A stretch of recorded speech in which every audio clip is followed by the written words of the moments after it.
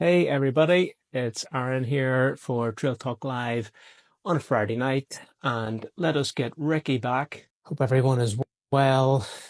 Here comes Ricky into the room. Let's go, mate. There he is. How's Yo, it going? It is good to see you. It's been too long. it's been like 3 weeks. I think. Look, I've even got a tan since I was last on. Hey, Summer's here. Summer's here. Well, let's point out to everybody that we did see each other last Mm, weekend. mm. But in terms of an Instagram live or even on a podcast, it's been a minute. You have been a busy guy. But let's intro the show and then let's get a bit of an update from you. So, hey everybody, thanks for joining Trail Talk Live on a Friday night with me, Aaron, and my co-host, Ricky. Ricky Wen, Hoka Elite Runner. And you can catch up on the show if you can't stick around because it's Friday night. You can catch up on Spotify, YouTube, Apple, and all those other podcasty places. And I will beaver away to get it out for tomorrow morning. And I haven't failed yet, so you can rely on me. Also, shout out to xmiles.co.uk who sponsor the show, who sponsor the podcast. Go there and get your nutrition. I don't care what you get, but use our code Iron Over Mountains, gets you 10% discount, and we get a few quid that we might buy dinner next week at the Trail Talk meetup. Ricky, what do you think? Yeah, definitely. I think it's only fair. We've got a Trail Talk meet next Saturday in the mountains of Mourne in Northern Ireland, north of Ireland, whatever way you want to call it. We're looking forward to that. We've got a route planned. All the details are in the Trail Talk WhatsApp, and the meeting this time is around. We've done the event in Strava, which seems like a better place to share the route and things. But look, let's crack on. Packed show. We have to talk mostly about the Arizona Monster shit show, which let's call it what it is. Yeah. The DMs have been on fire because of this. But first off, I want to know how's your training been going because you're deep into it right now. Yeah, and like you said, look, I have seen you because I've been up in the mornings quite a bit over the last few weeks. So trying to get on the course, which is Granite Peaks 80K in a couple of, in I think 7.5 weeks time, 6 weeks time, something like that. But yeah, so trying to get as much vert as I can in on the course because the course is brutal. I have like plasters on fingers, on knees, on shins from hitting rocks because the morns are the real deal. And but yeah, look, I'm feeling good. I'm feeling fit, and I can't wait to get going. Yeah, I think it might be 7 weeks because it's a couple of weeks after my race, which is 5 weeks away now, scarily. And I am in the pain cave right now. I totally fucked up all of my training this week. You know how you busted me on Sunday on that run? Because we're blaming you. Yeah. Well, Monday was meant to be an easy day. I was meeting Lee, gonna do Cave Hill. He said, "Oh, it'll just 500 meters of vert. It's a recovery day for me too. We'll take it handy." I didn't even look at my watch. And then looked at my watch and we were 90 minutes in and it was over 700 meters of vert. And we still had, I don't know, 3 or 4 Ks to go. So we clocked nearly 900 meters of vert and Cave Hill, the hill that towers over Belfast. It was all easy pace. It was all low intensity, but it just was digging the hole deeper for me. So I had to like reassess my plans. I couldn't contact my coach. I was like, he's gonna like change things around in a way that I don't want the pressure of. So it's like, what I need to do, legs are dead going uphill, just cut the intensity out. I need the volume. I'm coming back from injury. I need volume in the legs. So just been doing it easy all week. Still kind of been keeping on time, 2 hours, an hour and a half. I was out today for nearly 3 and just keeping it chill. And we'll bring the intensity in after the weekend because I feel like I went too hard on week one and Yeah. week two, and the body was just like, slow it down, Yeah, mate. but like, literally you got back to the mountains and you had more vert than I had. And that was like my second or third week of like solid vert. And you had more vert than me in your first week. Like you had like nearly 6,000 meters of climb. And I was like, this is going to sting you, man. It's going to sting you. It stung hard, but we're back on track. But look, let's move on to the main topic because I don't know how many minutes we're in here. We're 5 minutes, 6 minutes in. Arizona Monster. It's probably finished right now or in and around the stragglers coming at the end. 304, 309, 300 and something miles. Arizona, ACT, the Arizona Trail mostly is what it's run on. Destination trail race that is owned by Candice Bird, kind of a love hate figure in the sport, but has to be credited with kind of creating the 200-mile distance or owning it and making it a thing. Who knows? The sport probably would have went there anyway because we always strive to go further and longer. But she packaged it up. She got the Triple Crown of 200s. I've been there and raced Bigfoot 200. I was drawn in by it. Loved it. Loved the community. Enjoyed the race. But this person, Candice, has a really bad reputation. And what we have to be called the shit show of the Arizona Monster really, I mean, she that company is hitting you lows. So I know you've been schooling up on it, Ricky. So anything that has stood out for you as one of the main things? Just a couple of things that I've read, right? But first off, we'll talk about race entry. Race entry is $2,300, right? So for 200 more, so is That it was two? early bird. It's Oh, 2,800. okay, so it makes what I have to say next worse. So $2,800, right? And for that, you get to pee and poo in a bucket at an aid station because they didn't have proper portaloos, they didn't have proper facilities at some of them. And I don't care, man. I don't care. I work in construction. I've worked on building sites all my life. I've headed for fields on runs. But if you pay $2,800, you fucking have to have a toilet. Like it's only fair. At the end of the day, we're not animals, like, right? The worst of it is, right? So these lugaloo is what they're called. They're called a lugaloo. And they're meant to be used in locations where you can't get a portaloo to because it's too remote. So I think that is the reason why they're used in certain places. But there's also a procedure for using these. So let's say I arrive at this remote aid station and I need to do a number two. I could get a bag, right? And I go to the lugaloo and I put my bag into the bucket and I shit in the bucket and then I tie the bag and it goes into a larger bin, which the aid station captain then is responsible for getting out of basically out of the aid station, right, to dispose of properly. But the problem here was the aid stations were all totally understaffed. So it wasn't one bag, one toilet. It was basically these lugaloos were overflowing because they weren't being used in the proper way. And because the aid stations were maybe only one or two staff for days, like people were going days and days without sleep. And these toilets just became a massive, massive issue. What do you think about that?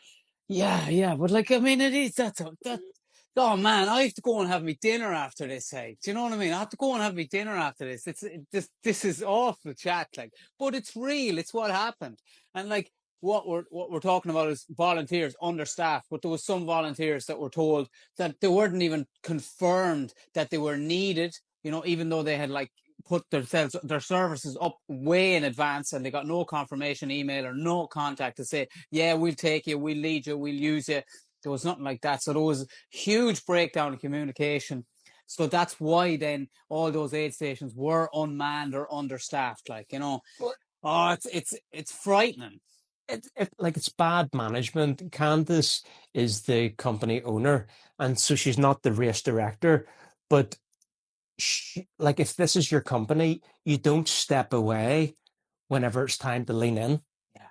And obviously, I can't criticize the RDs. We don't know all of the situations, but there was bad management to the point that people had signed up months and months ago to volunteer at an aid station, and these people were not confirmed. They were just assumed. So people were arriving, and there was maybe one or two people to manage an aid station for days for 300, nearly 300 runners, 286 runners to come through. And it was they there was just too much to do. So they were running out of water. They didn't have the staff to go out and restock and go and get more supplies. They were running out of food. And the scary thing is, this is a theme that we see at all destination trail races. We've seen this and heard stories of people going, because let's just rewind a little bit. In these races, it's great that you have to be self-reliant. It's great that the marking is minimal, in my opinion. You're like, I remember at check-in for Bigfoot 200, they made you open up your phone and check that you had the GPX loaded into Gaia, which is an app that works offline. And, it doesn't need cell service because we know in a lot of these remote places in America, they don't have cell service. So this just works on GPS, and I mean, it's great. You couldn't have run Bigfoot without it. Like there was times I was running with the phone out, just navigating for, I don't know, hours and hours on end. But this seems to have set new lows for Destination Trail. Like coming back to the entry fee, $2,800, right? 286 entrants. That's 900K, right?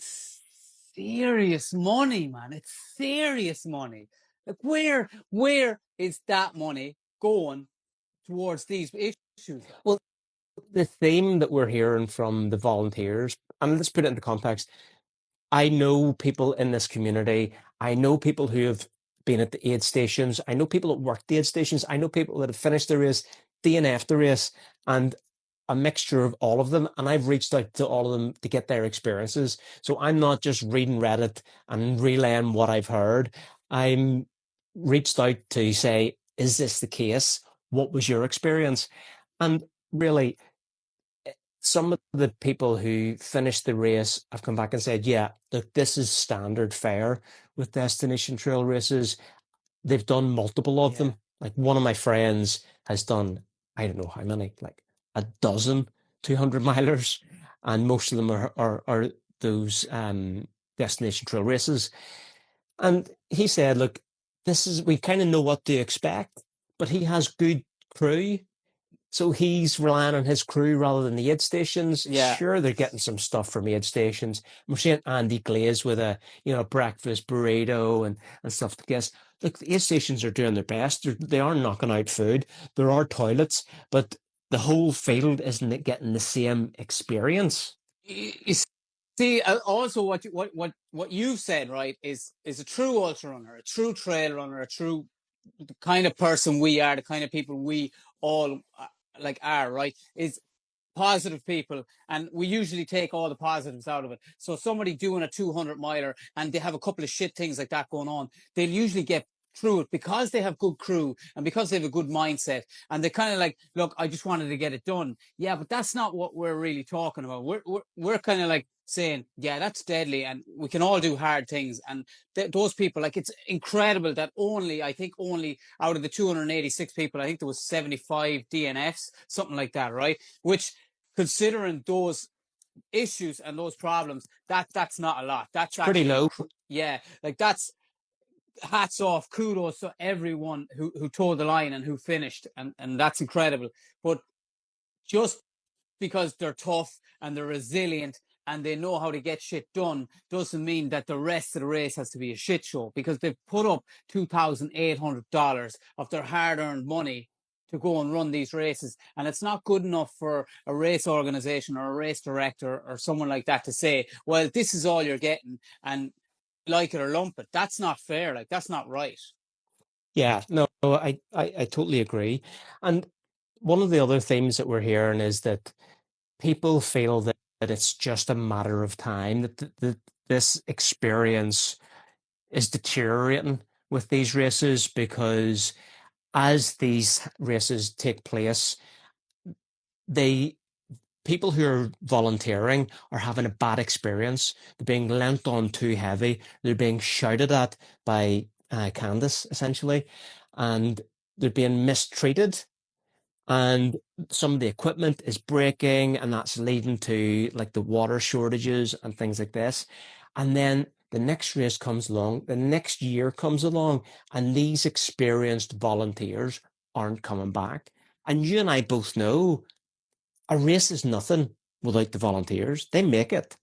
Yeah, totally. Like, and if they're been treated with no respect and they're not getting what they're asking for, sure, why would they come back? You know, why would they want to put their name to something like that anyway? Because if it is getting negative press and people are talking about the aid stations, and those people working at the aid stations are going to feel undone by, like, and that's not what you want to hear either, you know.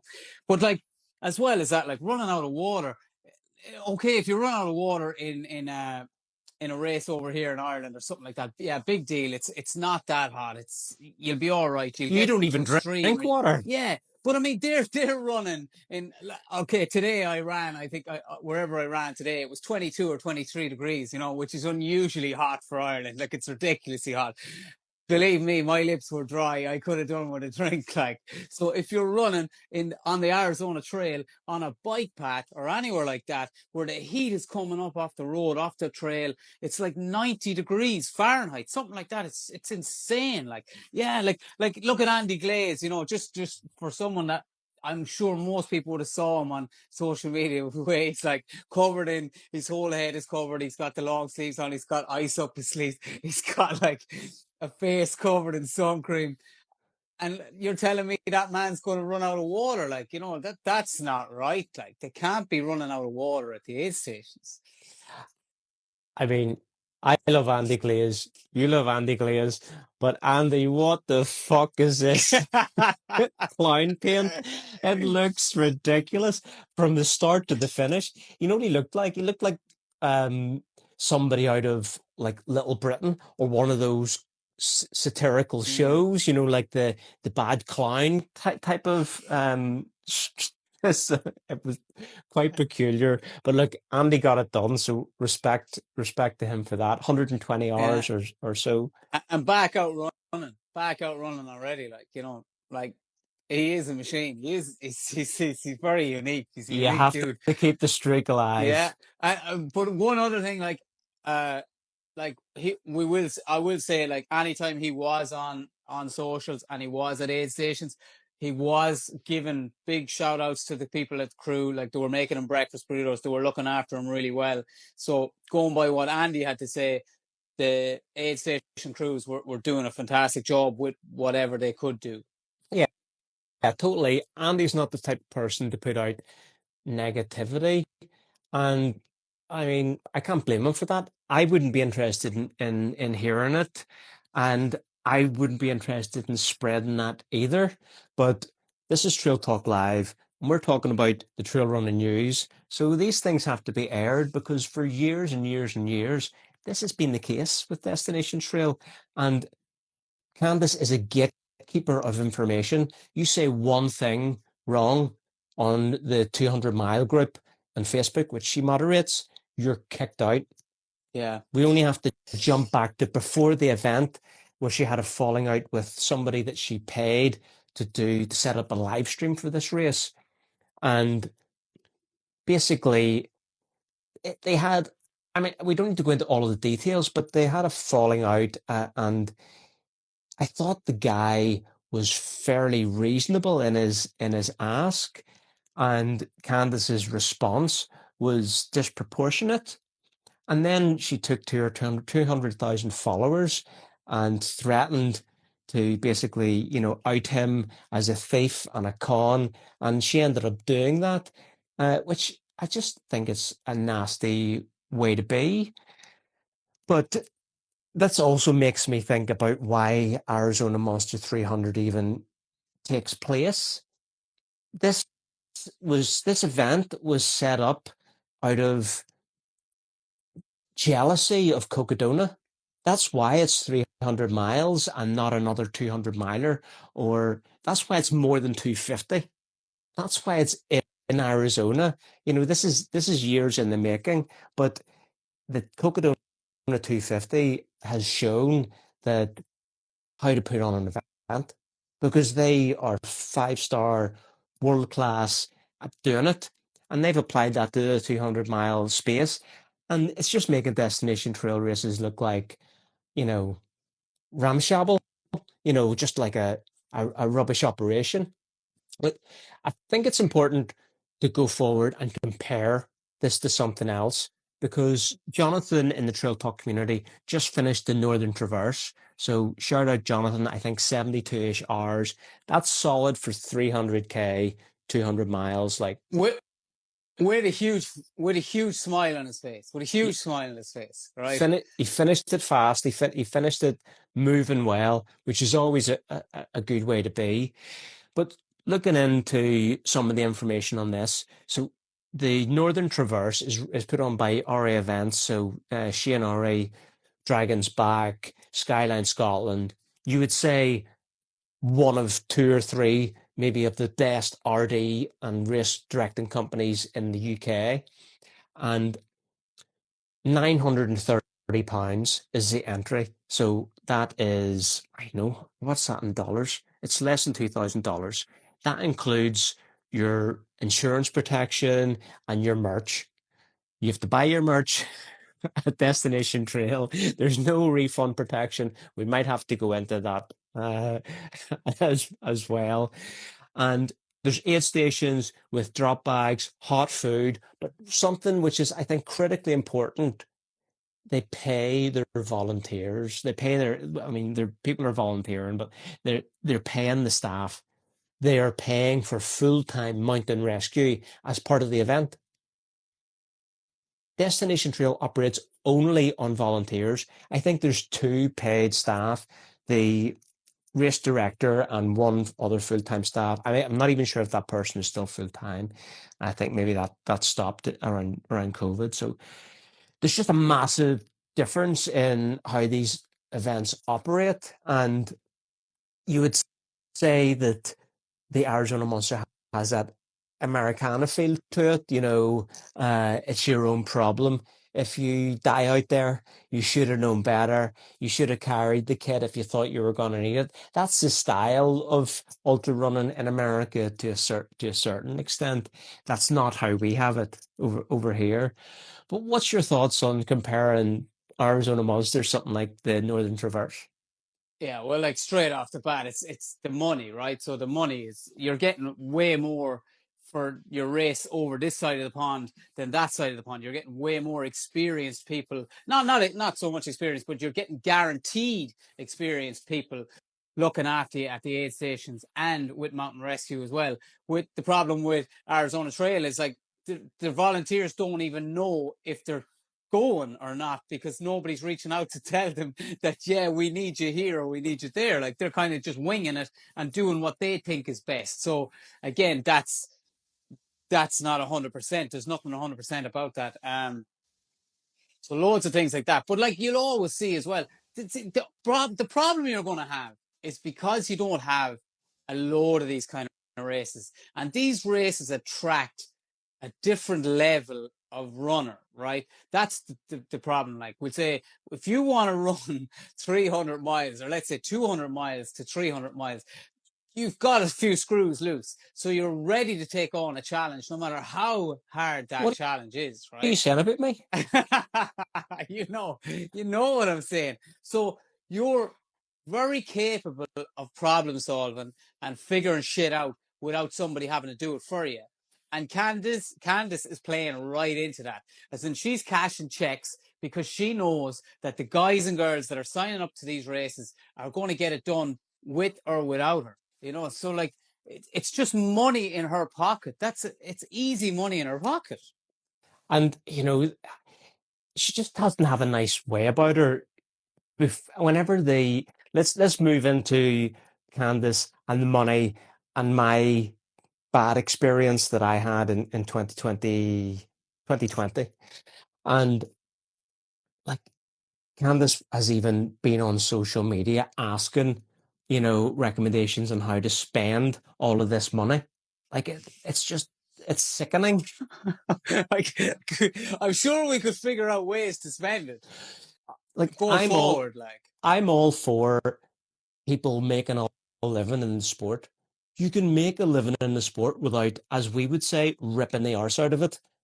But her approach is cut costs, cut costs, cut costs, minimal, spend all the money. So she's house in Seattle, house in Arizona, mansion in Arizona, house in Colorado, Airbnbs in Leadville.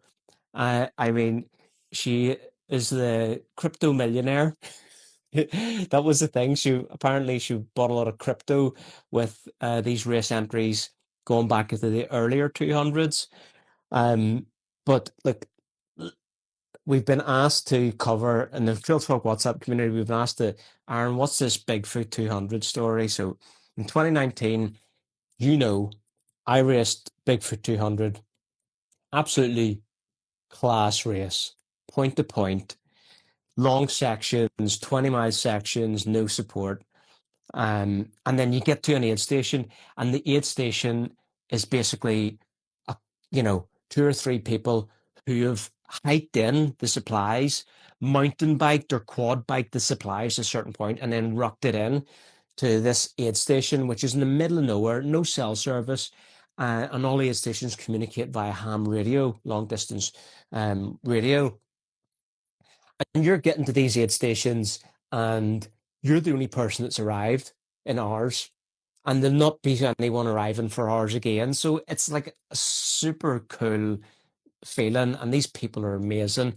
What can we do for you? Have a seat. How's your feet? Do you want a burger? They'll make you a big slap up meal. Like one of them, like said to me, "Come on and get into the tent and have a sleep." Like into their tent, there was no sleeping facilities for the runners. They're like, "Well, we've got beds here that we use. You look like you're knackered away in there for a sleep." Like the people, the volunteers were amazing. The race took me 72 hours, 209 miles, and I finished seventh, right? And I had like 8 hours sleep. I had load of sleep because I got really cold in a storm, and I had to like warm up because I was just cramping with cold muscles. So I came away from that race going, I can do way better. 10 hours quicker, and you're on the yeah, podium. So I yeah, thought, I have to go back and try this again. I loved everything about it, bar the cost, because I had to fly from Ireland at the time, flew to Seattle, drove down, booked a motel. We're talking five yeah, grand UK sterling. So, that's like probably $8,000 at the time, $9,000 maybe. So it was real investment. But I thought next year I got to go back. I don't think I could do the Triple Crown, which is three 200 milers from uh like July, August, October. But I do fancy maybe giving Moab a crack. So I put an entry in for Bigfoot and Moab. So probably early bird entries, but we're still probably talking like £3,500 of entry.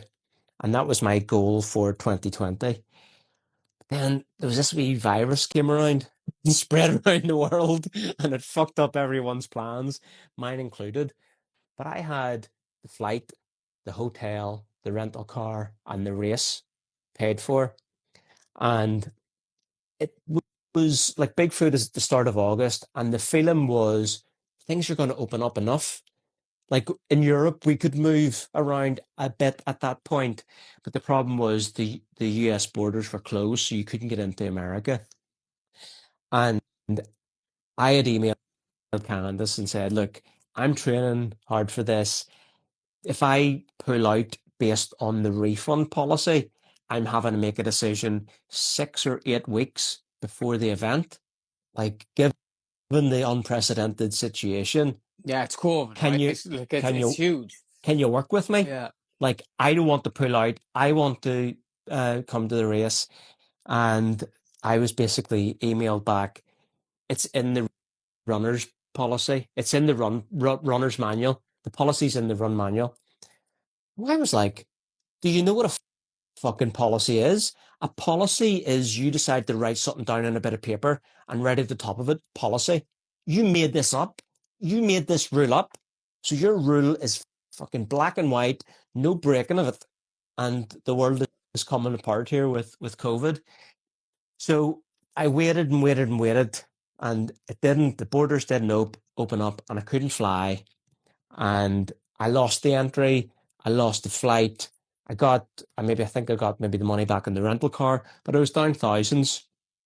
And I had this terrible feeling in my stomach, that I was then probably going to be going to Moab to support this person in this event by running it, Yeah. who had just fucked me over.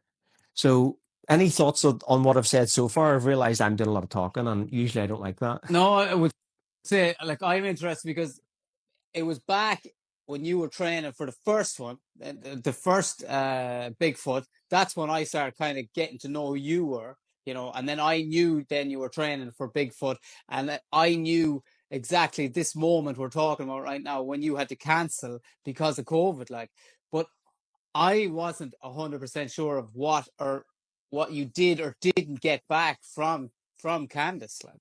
Yeah, well, I got nothing back from her.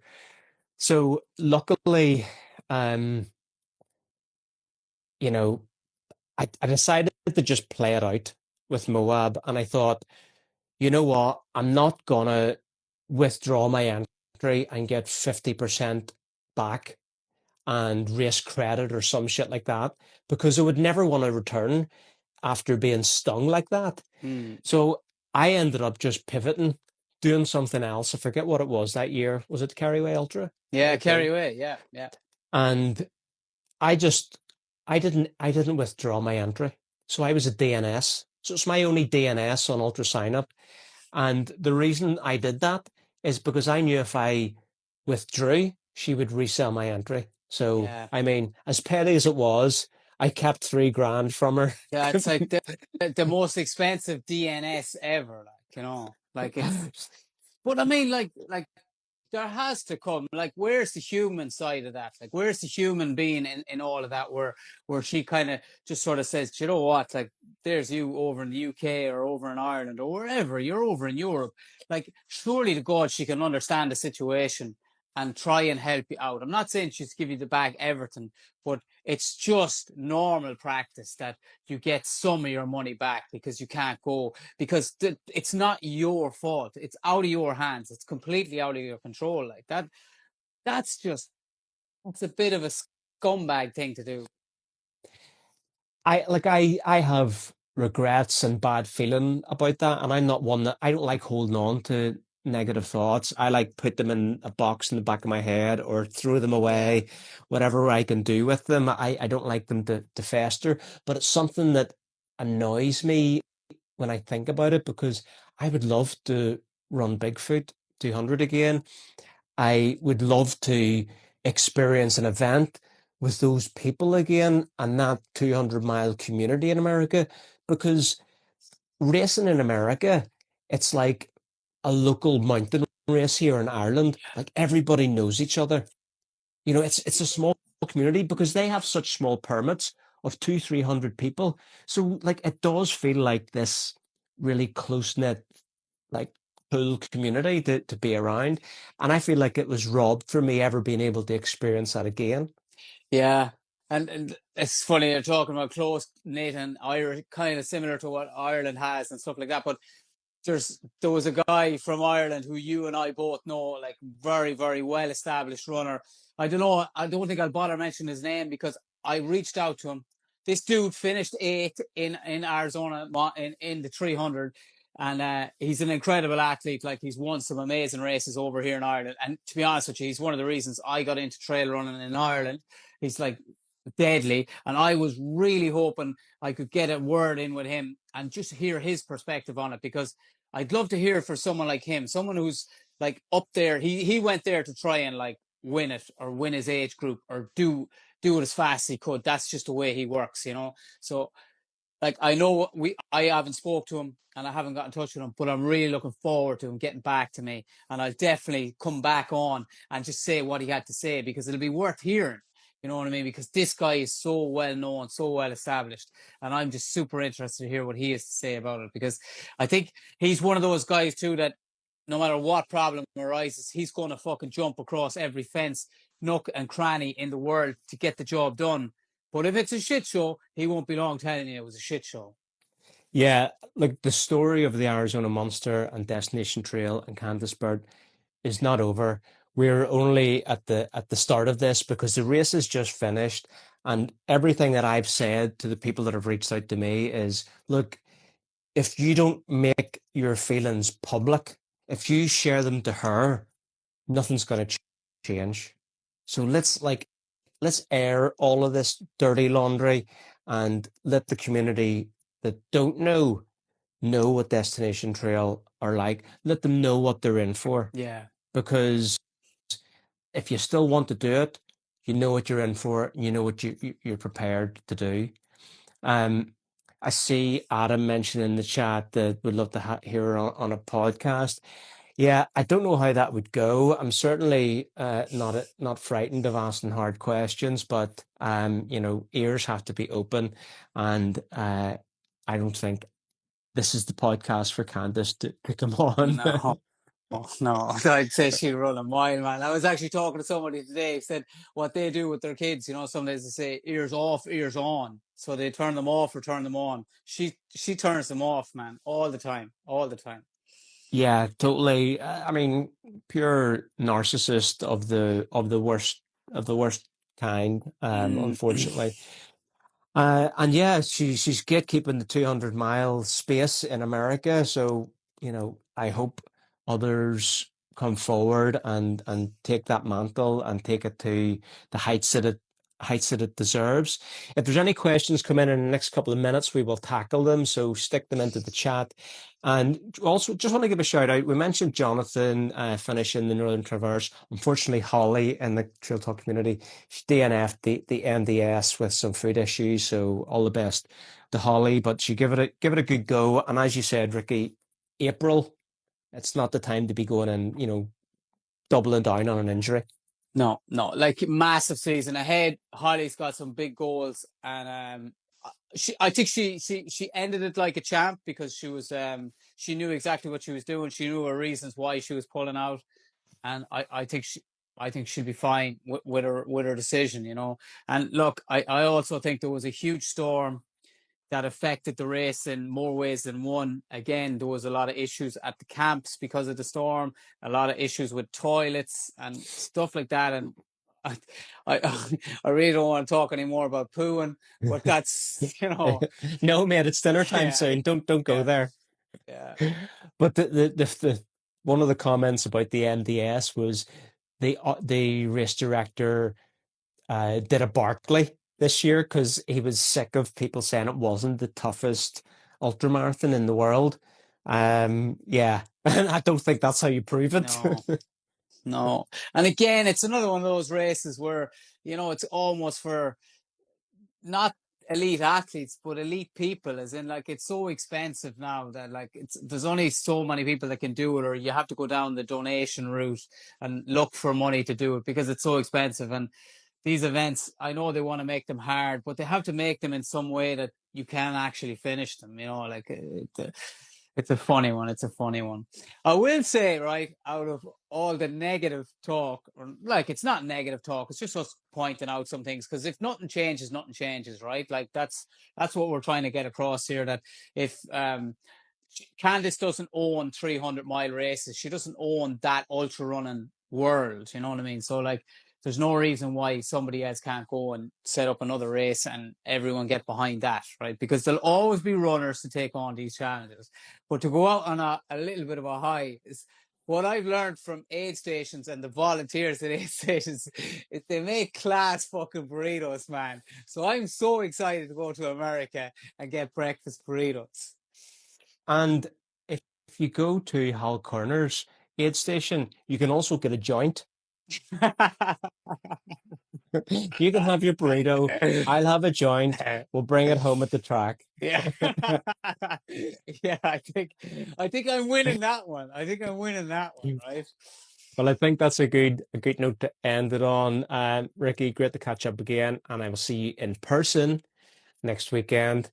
And everyone Yeah, out there, thanks for tuning in. and no bike card before I come, okay? No Mate, I'm bike not running card. with you. Yeah. Apart from the group run, I'm not running with you. You can just sleep here and just train your wee heart out. And I'll be home. I'll be making the dinner when you're home, son. I'll Tea, have the tea. couscous and vegetable for you. All right, guys. Thanks for tuning in. Catch up on Spotify, YouTube, Apple. Have great runs this weekend, and we'll see you soon.